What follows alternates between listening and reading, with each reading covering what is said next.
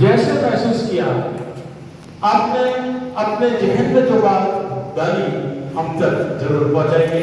हम आपके बहुत आभारी हैं। संपत्ति जोरदार तालियां आज बड़ी यात्रा में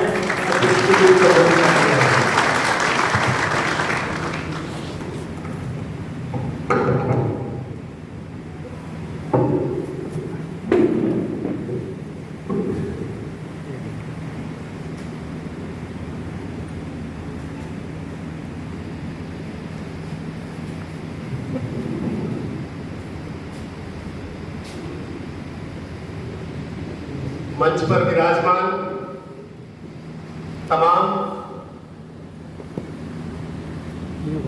भगवान परशुराम जी के वंशजों के साथ साथ तमाम मंच पर विराजमान लोगों को मैं वंदन करता हूं, अभिनंदन करता हूं और सभागार में उपस्थित तमाम बंधुओं का मैं हार्दिक स्वागत और अभिनंदन करता हूं। सबसे पहले जोधपुर के तमाम बंधुओं का हम खास तौर पर डॉक्टर साहिल मुजफ्फर हुसैन कलाल, सुधांशु माथुर जी, इनके साथ साथ पूरी तिरंगा यात्रा में जितने लोग शामिल थे उन सब की तरफ से जोधपुर के तमाम बंधुओं का मैं धन्यवाद ज्ञापित करता हूं कि आपने हमें देखिए, तिरंगा अपने आप में निर्विरोध वस्तु, निर्विरोध पात्र है जिसका किसी भी प्रकार से विरोध ना हमने देखा ना हमने महसूस किया। और आज जब तिरंगा यात्रा को लेकर कश्मीर में जिस प्रकार से हमने तिरंगा यात्रा की, उसको लेकर अनुभव साझा करना, अपने आप में उन अविस्मरणीय पलों को याद करना कहीं ना कहीं रोंगटे खड़े करने जैसा है कि हम उस पल के साक्षी थे जिन पलों में हमने देखा कि किस प्रकार से कश्मीर के जन जन के अंदर, दिलों के अंदर तिरंगा जिंदा है, हिंदुस्तान जिंदा है। इस बात का परिचय 17 जून का वो दिन था जब हिंदुस्तान की राजधानी दिल्ली के अंदर डॉक्टर साहिल कलाल जी, सुधांशु माथुर जी और मैं, हम तीनों लोग बैठे थे और मैंने सुधांशु माथुर जी को कहा कि भाई साहब कुछ ऐसा किया जाए जिसके माध्यम से एक संदेश पूरे हिंदुस्तान ही नहीं पूरे विश्व में ये जाना चाहिए कि जो कश्मीर आप दिखाते हो वो कश्मीर वो नहीं है, कश्मीर कुछ और है, जिस कश्मीर का हमें परिचय कराना है। कुछ ऐसा प्रयास किया जाए। और धन्यवाद देना चाहता हूं 30 सेकंड भी खत्म किए बिना उन्होंने कहा कि क्यों ना डॉक्टर साहिल कलाल जी जम्मू कश्मीर से हैं तो कश्मीर के अंदर तिरंगा यात्रा का आयोजन करवाया जाए और कश्मीर की जो मिट्टी है, कश्मीर की जो अस्मिता है, उस अस्मिता को पूरे हिंदुस्तान और पूरे विश्व के सामने रखने का समय जो है वो याद चाहूंगा कि 17 जून के बाद में जितनी गति से ये कार्य शुरू हुआ और 9 जुलाई को पहली प्रेस कॉन्फ्रेंस हमने हिंदुस्तान के सिरमौर और जम्मू कश्मीर की छाती श्रीनगर में जाकर प्रेस कॉन्फ्रेंस की और पूरे हिंदुस्तान के मीडिया हाउस ने जब ये जाना कि तिरंगा यात्रा होने जा रही है, वो तिरंगा यात्रा होने जा रही है जिस तरह तिरंगे को जम्मू कश्मीर में अलग दृष्टि से देखा गया, अलग देखा गया वो एक अलग बात थी, अलग प्रस्तुत किया ये एक अलग बात है कि जम्मू कश्मीर का नाम आते ही हमें एक बर्फीला टीला दिखाई देता है और उस पर लाल रंग स्थापित किया हुआ दिखाई देता है। आतंकवाद, डर, खौफ, ये हमें जम्मू कश्मीर के नाम से दिखाया गया, विभिन्न माध्यमों से हमें दिखाया गया। परंतु मैं आपको बताना चाहता हूं कि पहली प्रेस कॉन्फ्रेंस श्रीनगर में हुई, उसके बाद दूसरी प्रेस कॉन्फ्रेंस हमने जम्मू में की। आप लोगों में से कितने लोग जम्मू गए मुझे नहीं पता, लेकिन जब हम श्रीनगर में उतरे तब बड़े बड़े अक्षरों में लिखा गया था कि हिंदुस्तान और इस धरती के स्वर्ग पर आपका स्वागत है। ये वाकई स्वर्ग है। जब हम श्रीनगर में लैंड कर रहे थे तो मेरे मित्रों को कहा आज मैं कह सकता हूं, आज दिल के भाव व्यक्त कर सकता हूं, इसलिए कह रहा हूं कि मैंने मेरे मित्रों को कहा कि इतना सुंदर है तभी पाकिस्तान की इस पर नजर है और हम इस वाकई इस क्षेत्र को, इस जगह को पाकिस्तान को नहीं देंगे क्योंकि ये वाकई में इस धरती का स्वर्ग है। और हकीकत में श्रीनगर और कश्मीर की घाटी हिंदुस्तान के नहीं पूरे विश्व में स्वर्ग से कम नहीं है। जिसने स्वर्ग नहीं देखा हो वो जाकर हिंदुस्तान की घाटी, कश्मीर की घाटी को देख आए, आपको परिचय होगा कि हम जब जम्मू में गए तब एक बोर्ड लगा देखा कि welcome to the city of temples. और मैं आपको बताना चाहूंगा कि जम्मू के अंदर 1000 से ज्यादा मंदिर स्थापित है केवल जम्मू के अंदर। और जो संस्कृति मैंने वहां भी कही, मैं यहां भी बताना चाहूंगा कि वाकई के अंदर माता सरस्वती और ऋषि नदी जी की वो धरती, सरस्वती नदी जहां से बहती थी उस उद्गम स्थान की वो धरती, डोगराओं की वो धरती, सारस्वत मुनि की वो धरती, कश्मीर कहीं ना कहीं अपने आप में परिभाषित करती है कि वो किस आधार पर आध्यात्मिक स्तर पर अपनी स्थापना, अपनी पहचान रखती है। मैं आपको बताना चाहूंगा उन्होंने कहा कि यात्रा को कहां से शुरू किया जाए। कमिटी ने तय किया कि इस यात्रा को अलग अलग विचार लोगों के आ रहे थे। किसी ने कहा कि जम्मू कश्मीर बहुत संवेदनशील जगह है, किसी ने कहा मार दिए जाओगे, किसी ने कहा ग्रेनेड फेंककर गायब कर दिए जाओगे।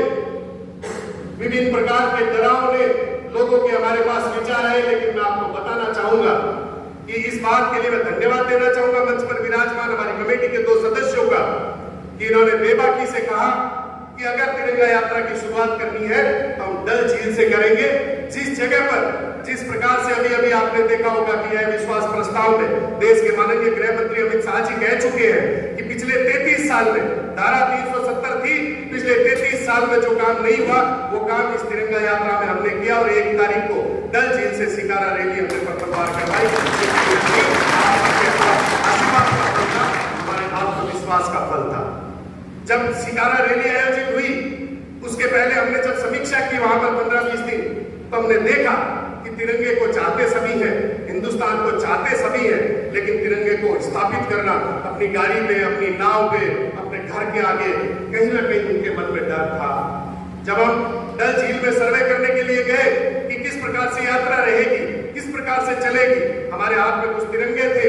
हमने नाविक को कहा कि अपनी नाव पर लगा लो।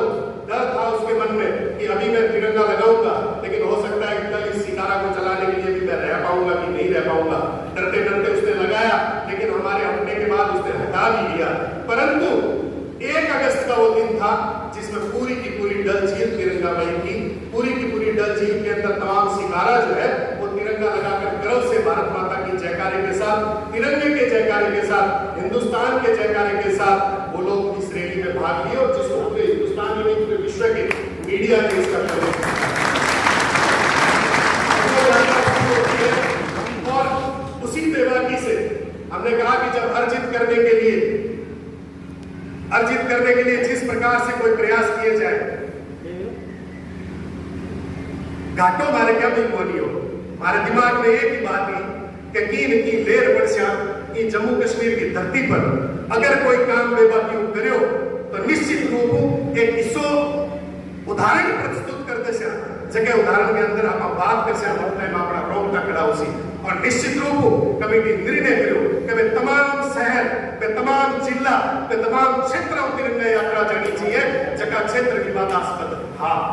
और मैं आपने बताना चाहूँ कि यात्रा जी अभी नाम लियो, लेकिन कुछ चिन्हित नाम आपने बताना चाहूँ कि जगह बुरहान वाणी जगह आतंकवादी घोषित करो या जगह आतंकवादी हो भी बुरहान वाणी का पिताजी तिरंगो लहरा गया, भारत माता की जय करी।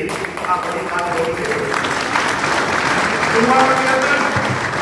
अपना सैनिक शहीद हुआ, पास शहीदी के अंदर चकी स्कूल को नाम आयो कि चकी स्कूल के अंदर 13 आतंकवादी पटिया चकी स्कूल ने चिन्हित करी गई।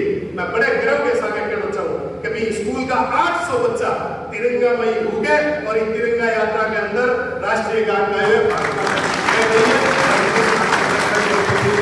बसाने की सौगंध दिखाई है। इन टाइप का बहुत सारा उदाहरण मैं आपको बताना चाहूँ। जगह आतंकवादी जम्मू कश्मीर ने बदनाम करने को प्रयास करे। जिस जगह पर आतंकवादियों की छाप लगी, जिस जगह पर जम्मू कश्मीर ने बदनाम करने को प्रयास करो, पी जगह पर भी आतंकवादियों की छाती के ऊपर तिरंगा में गाड़ियों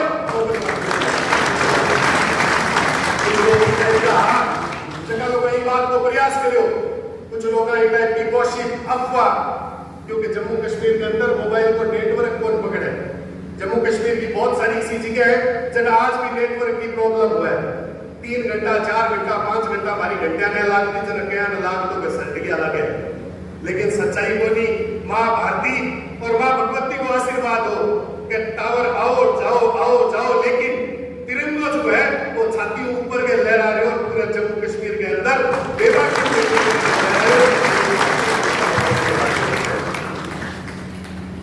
कुछ वस्तु स्थिति इस प्रकार की थी, जिन वस्तु स्थिति में हमने मीडिया के माध्यम से, अखबारों के माध्यम से पिछले 75 वर्षों से जिस प्रकार से जम्मू कश्मीर को जाना, पहचाना, प्रस्तुतिकरण देखा, कहीं ना कहीं मैं आपको बताना चाहूंगा कि उस प्रस्तुतिकरण में राजनीतिकरण था।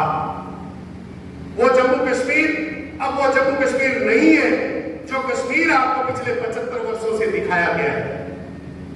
जम्मू कश्मीर के अंदर रहने वाला बच्चा, हमने 15 अगस्त का जो प्रोग्राम किया, उस प्रोग्राम की जब क्लिप्स आपके सामने आएगी, हमने देखी है, रोंगटे खड़े हुए, आंख में आंसू आएंगे। एक 4 साल का बच्चा, 6 साल का बच्चा, 8 साल का बच्चा जम्मू कश्मीर की संस्कृति से ओतप्रोत होकर जिस प्रकार से तिरंगे की शान के लिए, हिंदुस्तान की शान के लिए और हिंदुत्ववादी विचारधारा की व्यवस्था को लेकर चलने वाली व्यवस्था के साथ कंधे से कंधा मिलाकर चलने पर तैयार है, वो परिस्थितियां जब आप देखोगे, जब आप पाओगे किस प्रकार से जम्मू कश्मीर के साथ साथ हिंदू मुस्लिम का तुष्टीकरण करके इन 75 वर्षों में सत्ताधारी सरकारों ने हमारी भावनाओं के साथ खेलने का प्रयास किया।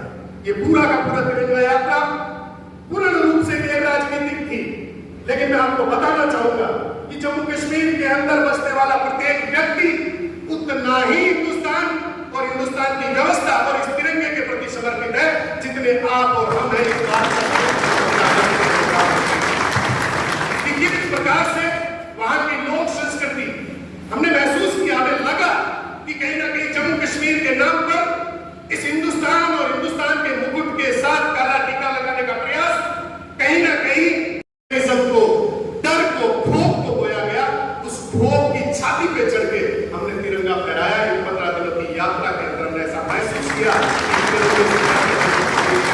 के लिए जम्मू कश्मीर के लिए कुछ भी नहीं। इस बात को मैं आपको बड़े दावे के साथ कहता हूं कि जिस प्रकार से देश के गृह मंत्री अमित शाह जी ने कहा कि अब हम किसी भी सरकारों से बात नहीं करेंगे, किसी भी सरकार के नुमाइंदों से बात नहीं करेंगे, किसी भी राजनीतिक दलों के नेताओं से बात नहीं करेंगे, अगर हमें बात करनी है तो हम जम्मू कश्मीर के युवाओं से बात करेंगे। मैं इस बात और मैं बताना चाहता हूं कि हकीकत में अगर जम्मू कश्मीर के युवाओं से बात की गई तो यही जम्मू कश्मीर हिंदुस्तान की मॉनेटरी व्यवस्था, हिंदुस्तान की आर्थिक व्यवस्था के अंदर इतना ज्यादा योगदान दे सकता है जिसकी हम कल्पना नहीं कर सकते, क्योंकि जम्मू कश्मीर वही प्रदेश है जहां से केसर, असली केसर जहां से उपज होती है। ये वही प्रदेश है पूरे हिंदुस्तान में, आपने कहीं नहीं देखा होगा, जहां से व्हाइट हनी जनरेट होता है, सफेद शहद वहां से निकलता है, ड्राई फ्रूट के खदान है वहां पर, नीलम की खदानें हैं जहां पर, यानी इस प्रकार के संसाधन इस हिंदुस्तान के मुकुट के अंदर विराजमान है, जिन संसाधनों की अपार सीमाएं हैं, जिनके माध्यम से रोजगार जनरेट किए जा सकते हैं, मॉनेटरी व्यवस्था, आर्थिक व्यवस्थाएं खड़ी की जा सकती है। इस प्रकार की बेशुमार व्यवस्थाएं होने के बावजूद उस जम्मू कश्मीर हमारे हिंदुस्तान के मुकुट पर काला टीका लगाने का प्रयास इन सत्ताधारी दलों ने किया और हमने देखा कि पिछले 75 सालों का जो नुकसान था, आज का युवा अगर जम्मू कश्मीर में जाकर व्यापार करना चाहे, आपको बताना चाहूंगा कि व्यापार करना चाहे तो जम्मू कश्मीर का वहां का स्थानीय व्यक्ति जिस भाव से उनका स्वागत करता है, जिस भाव से उनको बुलाता है, जिस भाव से उनका स्वागत सम्मान करके स्थापित करने का प्रयास करता है, मैं बड़े देर से कहना चाहता हूं, मैंने हिंदुस्तान के किसी भी राज्य में उस प्रकार का स्वागत नहीं देखा, उस प्रकार का सम्मान नहीं देखा जितना जम्मू कश्मीर के स्थानीय लोगों में हमारे रखने के बाद हमारे नौजवानों के लिए भी एक बहुत बड़ा अवसर है। और मैं कहना चाहूंगा, बेबाकी से कहना चाहूंगा कि अगर किसी व्यक्ति को नए रोजगार के अवसर तलाशने हो, नए व्यापार के अवसर तलाशने हो, तो गुजरात और महाराष्ट्र और पता नहीं किन किन प्रदेशों में बाद में जाइएगा, एक चक्कर जम्मू कश्मीर का जरूर लगा के आना चाहिए। हिंदुस्तान के अंदर वो प्रथम जगह ऐसी है जहां प्रकृति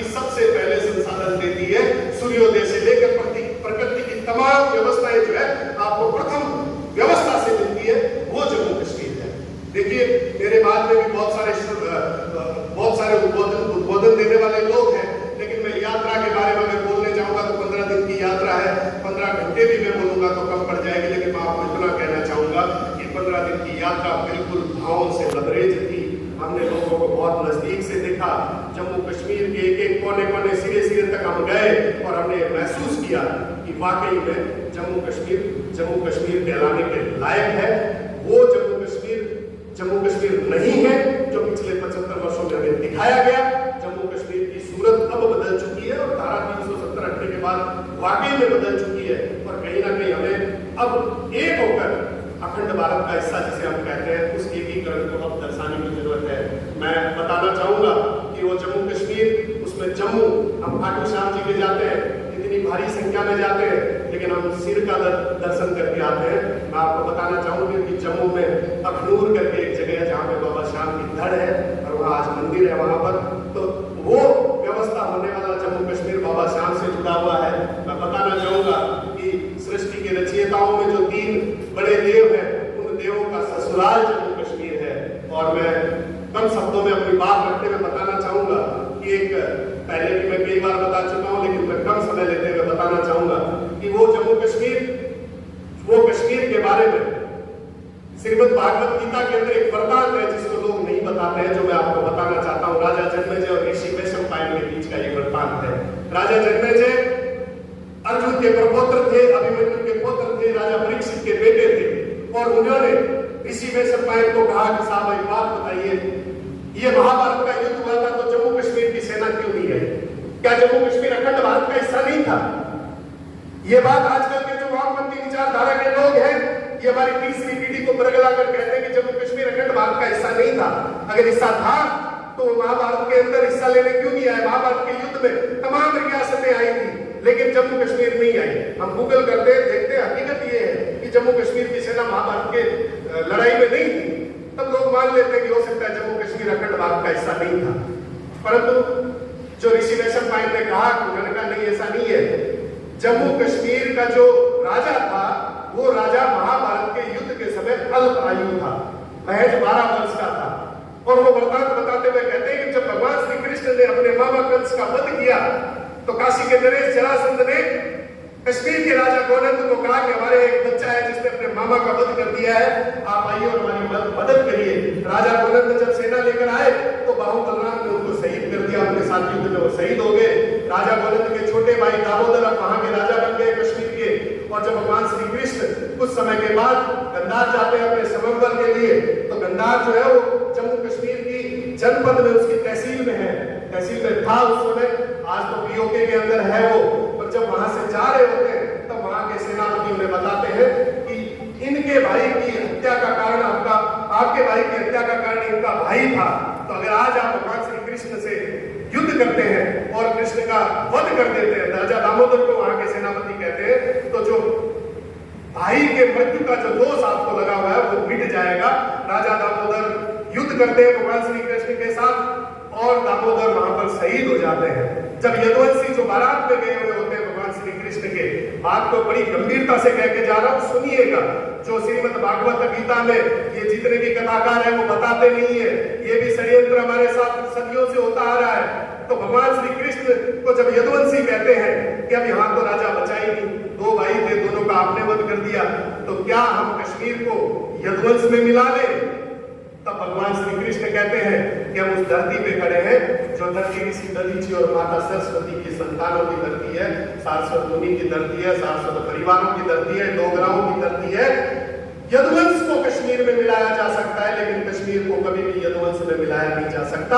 और यदुवंशी कहते हैं कि राजा कौन बनेगा, तो भगवान श्री कृष्ण कहते हैं कि दामोदर की पत्नी यशोमती के गर्भ में 3 माह का बच्चा बन रहा है, वो जब पैदा होगा तो वो राजा बनेगा। तब वापस यदुवंशी कहते हैं कि तब तक 6-7 महीने का शासन कौन करेगा? तब भगवान श्री कृष्ण कहते हैं कि तब तक माता यशोमती जो है वो यहाँ की सम्राज्ञी होगी और राज तिलक हम करेंगे। और मैं आपको बताना चाहता हूँ कि सृष्टि की प्रथम सम्राज्ञी होने का सम्मान अगर किसी को प्राप्त है तो माता यशोमती को है। और ठीक 7 महीने बाद होता है, ठीक 12 वर्ष बाद महाभारत का युद्ध होता है। और महाभारत का युद्ध जो था जमीन जायदाद का झगड़ा नहीं था, धर्म और अधर्म की लड़ाई थी। तो कौरवों और पांडवों ने तय किया कि हम न्योता उसी को भेजेंगे जो धर्म और अधर्म को समझ सके। दोनों ने तय किया, दोनों ने सबको न्योते भेजे और कहा कि इस प्रकार से हमारा झगड़ा है, हमारी लड़ाई है, धर्म और अधर्म की लड़ाई है, आपको जिस तरफ धर्म लगता है उस तरफ आप आकर लड़े, लेकिन दोनों ने तय किया कि हम कश्मीर को न्योता नहीं भेजेंगे, क्योंकि वहां का शासक महज 12 वर्ष का है। अगर गलती से भी किसी भी सेना, किसी भी दल से, कौरवों की तरफ से या पांडवों की तरफ से 12 वर्ष के बच्चे का वध हो गया तो 1000 गायों के वध के जितना दोष लगेगा। इसलिए उन्होंने न्योता नहीं भेजा और इसलिए जम्मू कश्मीर की सेना महाभारत के युद्ध में नहीं आई। इस तरह की हमें सार्वजनिक पक्षों से कहने की जरूरत है। ये है वो कश्मीर जो कश्मीर हमें दिखाया नहीं गया, ये है वो कश्मीर जिसे हमें बताया नहीं गया। बहुत कुछ कहने को बातें हैं कश्मीर के लिए, लेकिन मेरे बाद आने वाले जो वक्ता है वो पूरी बात आपको बताएंगे। मैंने समय ज्यादा लिया और बस अगर मैंने कुछ ऐसी बात की जिससे आप आहत हुए तो मैं आप सबसे माफी चाहता हूँ। मैं बहुत हृदय की गहराई से बताना चाहता हूँ, एक जब सुदूर से कार्यकर्ता को उठा के इस प्रकार से किसी विधायक के बराबर मंच पर बिठा दिया जाता है तो उसके मन और दिल की क्या मनोदशा होगी आप समझ सकते हैं। इतना बड़ा मंच आपने दिया, इतना बड़ा सम्मान दिया, इसके लिए पूरे जोधपुर वासियों को और आप तमाम लोगों को प्रणाम करते हुए धन्यवाद ज्ञापित करना चाहता हूँ। बहुत बहुत धन्यवाद आपका। चाहूंगा कि श्रीनगर किस प्रकार से श्रीनगर जा सकते हैं। केरल के कालड़ी से पैदल चलकर जो बच्चा शंकराचार्य पर्वत पे जाकर दक्षिण मुखी द्वार खुलवाकर पंचांग तय करता था, जिस पंचांग को 5533वां साल अब चल रहा है, पूरी सृष्टि का सबसे पुराना कैलेंडर पंचांग है। उस पंचांग की स्थापना से लेकर व्यवस्था पालन शंकराचार्य पर्वत से हुआ था, जहां पर खुद आदि गुरु शंकराचार्य जी ने अपने हाथों से शिवलिंग की स्थापना कर रखी है।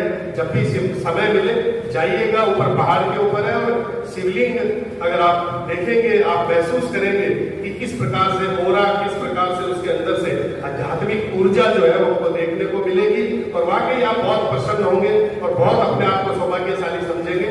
तो एक बार आप शंकराचार्य पर्वत पर जाकर शिवलिंग के दर्शन करके जरूर आइएगा। बहुत बहुत